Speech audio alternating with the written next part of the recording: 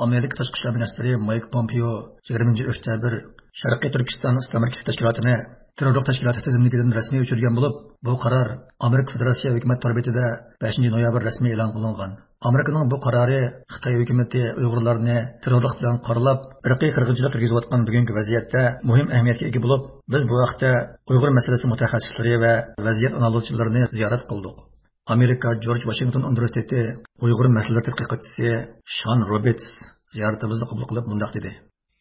I was a little bit surprised because in some ways, I mean, I don't know what it necessarily accomplishes right now. Men bundan sal hayran qoldim.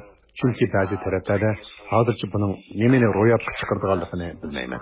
Ziyonning ko'pincha ilgari bu gurbini, ya'ni 2002-yili xato holda terrorluq tashkiloti deb turga ayirish orqali qismlab bo'lgan.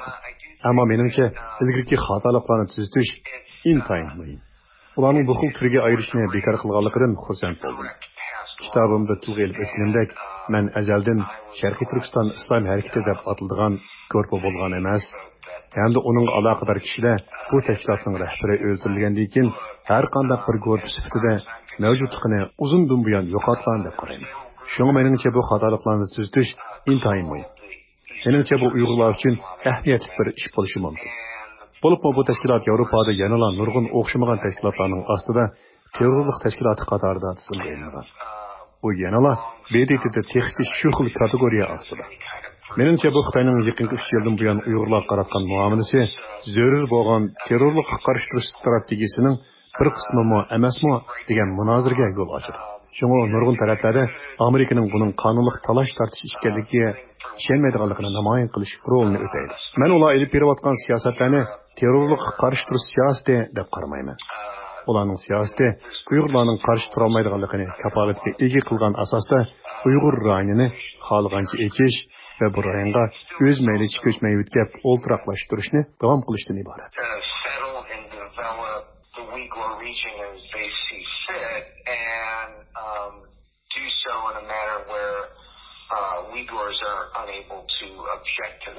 Dünya Uyghur Qurultayı Reisi Ruqun Aysa Efendimi Amerika'nın bu kararının ahamiyeti hakkında to'xtalib mundaq dedi. Amerika Tashqi ishlar ministrligining Şərqi Türkistan İslam ھەرىكىتىنى terrorist tashkilotlar tizimligidan rasmiy chiqarganligini e'lon qilganligi bu nihoyatda tarixiy ahamiyatga ega bir zo'r xabar bizim uchun. Uyg'ur da'vosi tinchlik bilan elib berilgan, shiddatga qarshi bo'lgan, tamoman o'zining haq huquqini talab qilib kelgan haqli bir da'vo bo'lishiga qaramay, Xitoy hukumatı Şərqi Türkistan davosini, Uyg'ur davosini terrorizm bilan ayblab, bostirishga dünyanın bu orqali hissasini qo'llab bizni uchiqtirishga urinib kelgan va Amerika hukumati ma'lum sabablar tufaylidan 2002-yili Şərqi Türkistan İslam ھەرىكىتىنى terrorist tashkilotlar tizimligiga kirgizgandan keyin Xitoy bundan jasorat olib, butun Uyg'urni terrorizm qalpi bilan qaralab, 18 yildan buyon mushu qalpoq bilan bizni bostirishtirib kelgan.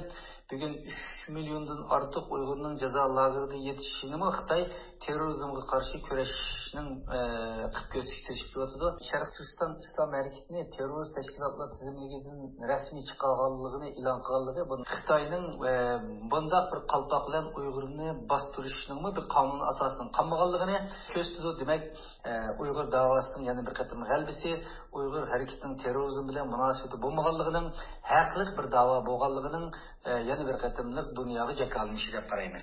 Türkiye Hacettepe Üniversitesi'nin o'qituvchisi, strategiya mutaxassisi Erkin Akram Efendi Amerika'nın bu kararını çıkarışının ilgili ötmüşünü bayan kıldı hem de bu kararının ahamiyeti hakkında to'xtalib mundaq dedi. 11 sentyabrdan keyin Xitoy hukumati shu bütün Şərqi Türkistan tashkilotlari va Uyg'ur tashkilotlarini va shundaqla shaxslarni hammasini terrorist va terror tashkiloti deb bağlagan ve şundaqla Amerika ve Birleşken Devletler Teşkilatı'mı Şərqi Türkistan İslam ھەرىكىتى teşkilatını terör teşkilatı deb tizimliğe algan. O vaqtdaki Tashqi ishlar ministri yardımcısı Lorna Krener maxsus Şərqi Türkistan'a berib Şinjan Üniversitesi'nde terrorizm ve kişilik hukuk degan temada bir doklad bergan. Bu yerda Amerika'nın davatgan teröristler başka Xitayninki degan boshqa deganning farqini anglatgan. 2004dan keyin Amerika tashqi ishlar ministrligining chiqarayotgan dunyodagi terror doklati degan doklatdimi bu tashkilotning ismini o'chirayotgan. Hozirgi bu xabarda buni bir rasmiylashtirgan bo'ldi. Hamda buningki ahamiyatiga qaraydigan bo'lsak, hamda Xitoy shu 2001dan beri Sharq Turkiston davosini terrorga bog'lab turib, ilib borgan bu bisim siyosati va shundaqla sistematik assimilyatsiya siyosatining delili qolmaydi. Bununla birlikte Birleşken Devletler Teşkilatı'daki bu terör tizimliği bu teşkilatını çıkarıdığın imkanlarına peyda bulundu. Misalga İngilizce 2016 7. ayda bu teşkilatını terör teşkilatı diyen Türkiye mi bir yıldan keyin yani 2017 8. ayda mı bu teşkilatını terör teşkilatı ilan kılan bu Amerika'nın ki bu da bu tüzüş bile ve resmileştiriş bile bu devletlerinin ki bu meseleni tüzüştüme bir imkan, fırsat yaratkan oldu. Yani birisi Xitay şu Orta Asya devletleri bile münasebetini şu terörizmge karşı diyen vasıtı bile bu devletlerle hamkarlık kılıvatatdı. Bu da bu teşkilatını terör teşkilatı tizimlikten çıkarıtışı Orta Asya devletlerini bağlaydıgan yani Xitay'ın bağlaydıgan bunda bir vasıtı mı tüygen oldu.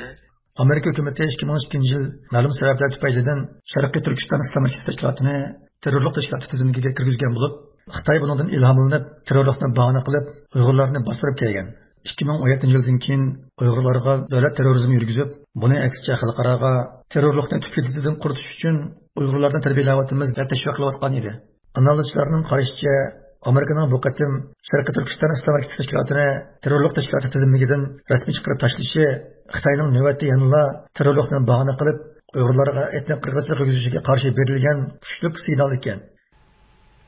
The atheist Chinese Communist Party has tried to convince the world that its brutalization of Uyghur Muslims in Xinjiang is necessary as a part of its counterterrorism efforts or poverty alleviation, depending on which audience that they are speaking to.